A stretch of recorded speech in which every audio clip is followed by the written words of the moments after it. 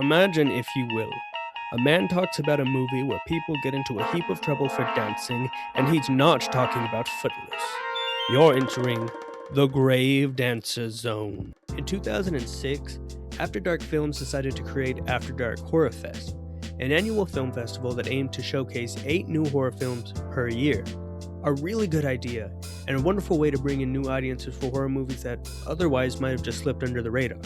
These films were usually trashy to decent little horror pieces that sometimes featured pretty big names. Every now and then they would outgrow the festival and make a decent name for themselves within the horror fandom, but typically they existed within the 8 Films to Die For box set. I watched a handful of these movies as a child. I've heard of a few as an adult, and there are some that are just complete mysteries to me. I thought it'd be fun to go back and revisit these films, starting with the one that I remember the strongest, 2006's The Gravedancers. And as is to be expected with a video like this, please proceed with caution as there will be spoilers for the movie ahead. Gravedancers tells the story of 3 friends from college who reunite at their friend's funeral and, as you may have already guessed, dance on some graves. These 3 friends are Harris, Kira, and Sid. Harris's wife, Allison, is also a main character, but she isn't one of the aforementioned grave dancers. Also, Harris is extremely swole. He's built like a bunch of rocks stuffed into human clothing. He kind of resembles a roided out Luke Wilson. That has nothing to do with the story, it's just something I thought was worth noting. The film starts off with a bang. Instantly we're shown a woman being hung by a couple of pissed off ghosts, and from her lifeless body she drops an envelope, which will come into play much later. We cut to a funeral after a 1-year time jump and see our main characters are mourning the loss of their friend. Allison and Harris drive to the funeral and, once there, Allison speaks about Kira in a way that lets us know something's happened between them. Harris makes a remark about Sid's job that lets us know who out of the group is doing well for themselves and who isn't. They leave Allison and head to a diner of some sorts, and at closing time they decide to book it. After a speech about how boring they've all become, Sid decides to head down to the graveyard for a little bit of time with his dead friend.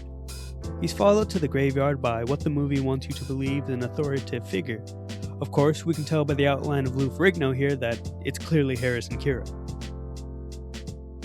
They get to the grave. There they find an envelope like the one we saw earlier, and in their drunken state they are inspired to, as we pretty much could have assumed they would have at one point in this movie, dance on some graves. Also, during the dancing sequence, Sid sees Kira and Harris kiss. They all go home and get on with their lives, and things seem normal, until Allison hears moaning coming from upstairs. Thinking it's her husband and Kira, she waltzes up to the stairs to find something arguably even worse. There's nobody in the room. She yells at Harris thinking it's Kira playing with their minds, and here it's revealed that Kira has previously caused trouble for the two, having stalked them in the past. They get an alarm to feel safer, but it's no help, and things start getting creepy around the house. You know, just small little things like pianos playing by themselves and full-size demons charging at them. Nothing that they can't blame on Kira. Allison believes it's Kira stalking them, and Harris keeps telling her she's wrong. Even though she has all the reason in the world to make such an accusation, the woman has literally stalked them before. I mean, granted, Allison was wrong, but still, she isn't wrong for believing that a stalker may have stalked them. You don't seem too convinced I'm wrong. Why would she? What she did before was different. She followed you around. She showed up at your office. She called us at all hours. It was right before our wedding. It was a hard time for her. They go to Kira's house to set her straight. They march up the stairs and bang on the door like they're the police, only to find that Kira's house is an absolute shambles. They dig around a bit and eventually run into Kira, who's in even worse condition than the house is. They take her to the hospital and the doctors inform them of her condition. She'll live, but marks on her body indicate that she's been bitten as well as sexually assaulted. Now obviously this is a very serious and heavy situation. It's one that you wouldn't make jokes about. Unless of course you're our main character. Sorry, Harris. Oh well. Good news is, she's not stalking you. Harris makes a call to Sid, and while he's doing so, Allison sees the ghost again. They go to Sid's house and we are introduced to 2 more characters, Vincent and Francis, paranormal investigators. Allison tells Sid and his new friends that she and Harris are also being haunted. They talk about that night, and Sid, who reminds me so much of an 80s John Lithgow, not Gow, Lithgow, I know how to pronounce it, I got it right the first time, gets them to tell the truth about their grave dancing experience. Vincent and Francis tell the group about the ramifications of what they call burial desecration. We didn't do anything. Yeah, you did. It's called burial desecration. Yes. Also, some small fires the size of a child's foot start popping up in the home. This next scene is not vital to the story. It doesn't need to be in the commentary. I just thought it was really funny, and I like the way it was shot. This reward cash or check? The gang head to Francis and Vincent's home again the next day and do some research. Francis reads a passage from a text titled The Gravedancers' Lament, and as it turns out, the three of them have each been cursed by a ghost they've angered by dancing on their graves. Meanwhile, Kira is at the hospital going through hellish torment. They head back to the graveyard. Here, two things happen. One, Harris pronounces Mother Teresa really weirdly. What about Mother Teresa? They find the row of graves they danced upon and learn that the spot they danced just so happens to house the city's undesirables, meaning that these are rows and rows full of buried rapist homo thugs. What the hell are you talking about? They locate each of the graves they danced on and discover the grave of Kira's ghost has the words "Good Riddance" carved into it. Realizing that this ghost died in the 1800s and there's no way he could have been a Green Day fan, they start to worry about Kira's well-being. They go to the hospital to see Kira. The poor girl is not in a good state. She's had the absolute piss kicked out of her. And, like anybody in that situation would enjoy, Harris and Sid try and comfort her by letting her know that they understand her pain. Of course, they don't. Because back at the house, we learn the identities of each ghost. Sid is being haunted by a child who burned his house down, killing his parents and sibling. Harris and Allison are being haunted by a music teacher who killed the wife of a man she was sleeping with, as well as the man himself.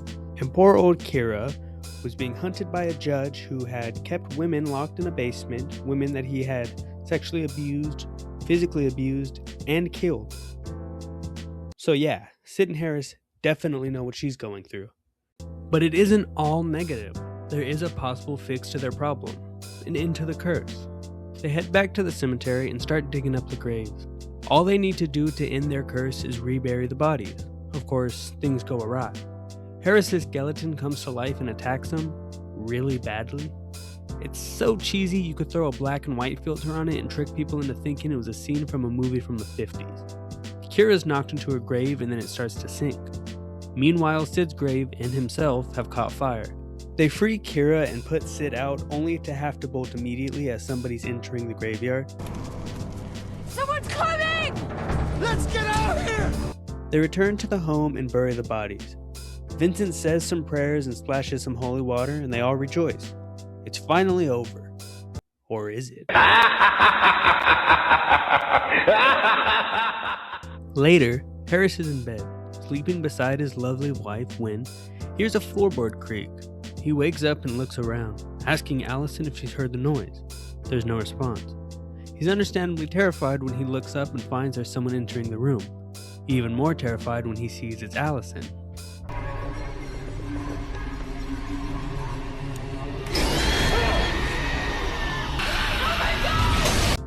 The idea of being peacefully asleep, cuddling with your partner, only to have them walk into the room is terrifying. The ghost herself, not so terrifying. She's not great to look at, but when the camera stays on her for too long, it sort of loses its edge. She's definitely trailer scary. If you haven't put two and two together, allow me to make things easy for you and just tell you now, it's not over. After picking up Sid, who almost died in a house fire, they head back to the house of Vincent and Francis. Obviously, the ritual failed. It's decided the best thing for them to do is stay together. Harris and Sid disagree.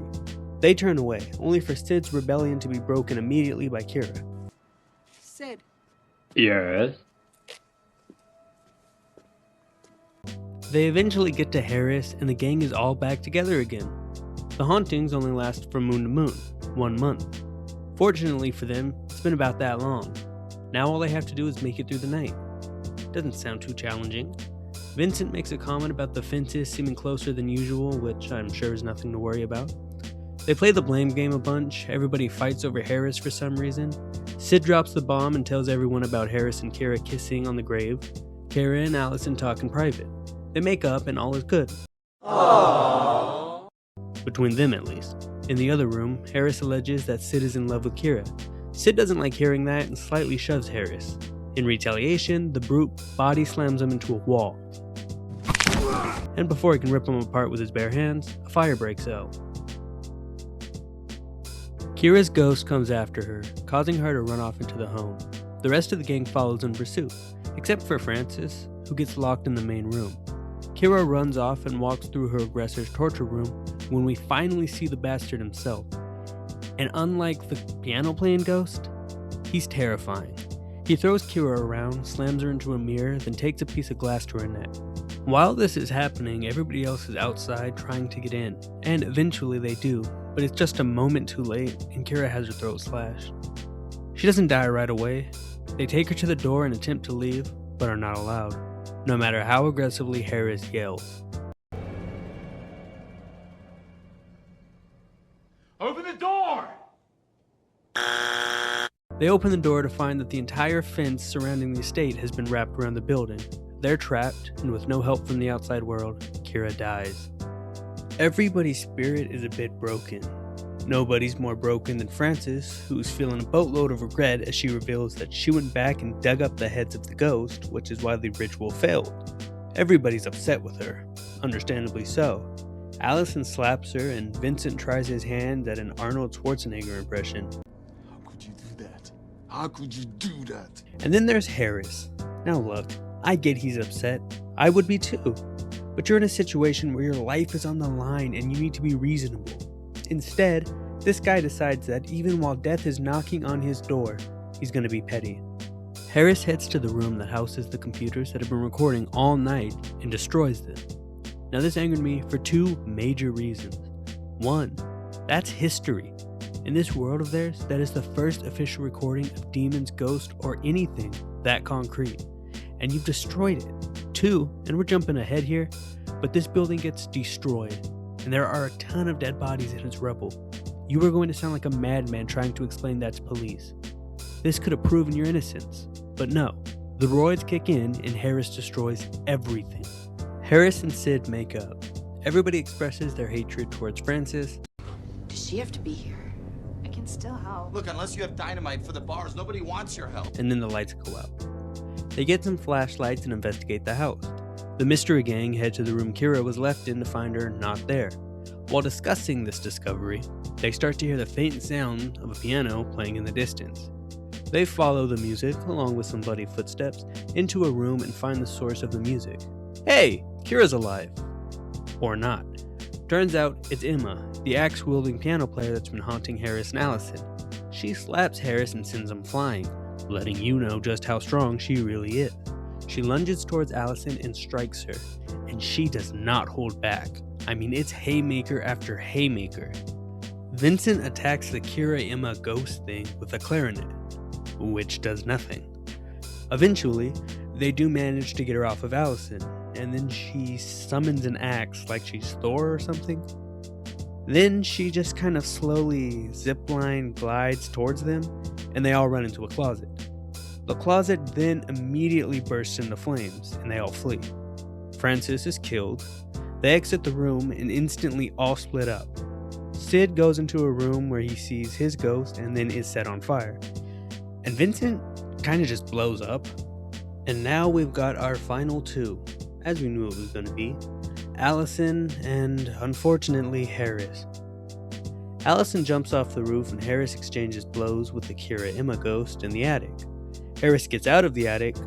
The Kira Emma ghost drops down to him like Michael Keaton in Birdman and then chases him around the house. She gets him to the ground and kind of just lingers with the axe raised above her head. Long enough for Allison to drive a truck right into the house and then right into her. Meow, fuck out the way. Doing this for some reason turns the Kira Emma ghost into the boss fight from Slaughterhouse 2. They get chased by the ghost as they make their way to the burial spot. The ghost drags Harris to hell. Hoorah! But on his way down, he lobs the head towards Allison, who, instead of getting up, just slowly crawls towards the head. Why does she do this, you ask? So we can get this sick-ass scene here.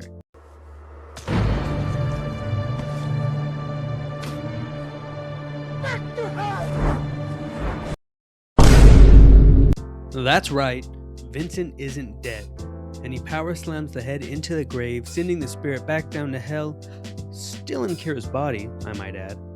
They dig Harris up, and Vincent makes reference to the fact that he's actively dying, which they all kind of just ignore. You want to bring me to the hospital? I need an ambulance. Sometime later, they go to their friends' graveyards, and we see the caretaker from earlier scenes. We also see that it's him that's been leaving these letters. And then, the movie ends. And that was 2006's The Gravedancers. Bye, have a beautiful time. But I'm not quite done with this video yet. I have a few things I want to say about the movie. This movie was not horrible. It was not great. I'm not even sure if I would go as far as to say it was good, but it wasn't that bad. I enjoyed watching it. It had some good scares. I thought that the effects were well done. Well, some of the effects, most of the effects. As for the effects in terms of gore, they were not bad either. Obviously, I can't show it, but Kira's gash, at first glance, looked really realistic. The ghosts we saw were all practical effects and prosthetics, which is always nice. Even the giant flying ghost head at the end was real. All of the ghosts started as designs made by the director Mike Mendez, which were just photos he took and manipulated in Photoshop, then sent him over down to a man by the name of Norman Cabrera, who did the prosthetics and the makeup for all of these ghosts. It's really interesting, and there's a neat behind-the-scenes making of little documentary, I guess, on YouTube, and I'll leave a link to that in the description of this video in case you want to check it out. But good on them for going practical and prosthetics over CGI. I mean, the end product was sort of underwhelming because it had a bunch of CGI thrown on it anyhow, but you gotta give them points for trying to do something practical, right? The writing was not horrible. There are various elements I want to praise, but unfortunately so much more I must criticize. Let's start with the good first. The film's strong suit is definitely its characters. I know I've spent this entire video trash-talking Harris, but every video has to have a contrarian argument about a character that's been talked down upon at one point. And this is the point where that argument would be made. If I had one to make. I don't. He's just a total douche at the entire movie. A genuine bad dude. But I can give him his flowers in terms of performance. He's performed very well. The actor, Dominic Purcell, did a fantastic job. He hit his Australian accent well. He's actually probably the most famous person in this movie. He portrayed Ulrich in Mission Impossible 2. It was actually his first role. He's also portrayed the role of Drake in Blade 3. Also, he's Miley Cyrus' stepfather. Other than Harris, I really liked the characters. Allison could be a bit moody at times, but considering that she's the only person who can just walk away from the haunting and her husband's cheated on her, she has all right to be. She's a very loving and supporting wife, and she does so much more for Harris than he deserves. I mean, she could have walked away at any time and just went on with her life. She didn't dance on those damn graves. Frances screwed up. Undoubtedly. She should not have done what she did. But in terms of such a historical event, real ghosts caught on camera, can you really be that mad? She made a sacrifice, and though she should have asked first, there's no way she could have known things would turn out as they did. She dug the graves outside and kept the heads close by, ready to rebury the second things got out of hand. Can you blame her for not coming up with a game plan for what to do if the entire gate wrapped around the building? I mean, who would have ever possibly thought that could happen? Personally, I loved the moral ambiguity of her character. She wasn't an evil character who you wanted to see die, but the movie could be excused for not having her make it to the end. You were sort of indifferent on her survival, depending on how you liked her character as a person. As for Vincent, he was just really cool. Just a top dog throughout the entire movie, and I am glad he lived. He just dripped swagger throughout the whole thing. I don't think there's much more to say about him. He was just a baller. Sid was an amazing comedic relief character. I don't know if it's just because he reminded me of John Lithgow and I liked John Lithgow, but I just liked Sid. His character was comforting. He was benevolent. He seemed like an all-around good dude and really a fun hang. I thought he could have made it to the end. If you were going to end the movie with 3 characters surviving, I feel Sid would have made a much better pick than Vincent. No offense, Vince. Sid's character was kind of robbed of an arc. Throughout the whole movie, there are little references to the fact that he's not living up to his full potential. He was in his 30s and working a dead-end job, and he wasn't married. But more importantly, he wasn't married to Kira. This revelation in the third act that Sid was in love with Kira but never had the guts to do anything about it provided a perfect chance for a redemption arc, for Sid to rise above the flames, save the day, and walk off into the sunset with the girl. But instead of rising above the flames, he was engulfed in them and died never having done anything. And speaking of Kira, what the hell was this movie's grievance with her? Her one big sin was that she was a homewrecker. Scratch that, attempted homewrecker. She was in love with Harris and he was married to someone else. Does the fact that she was in love with him make it acceptable for her to have made a move on a married man? No, of course not. But does the punishment fit the crime? God, no. The woman was beat and then sexually assaulted, then beat and assaulted some more, and then just killed. I mean, just look at the ghosts that were hunting them. Emma, Harris, and Allison's ghosts turned out to be a pain in the ass, sure, but they were only affected by her during the finale of this movie.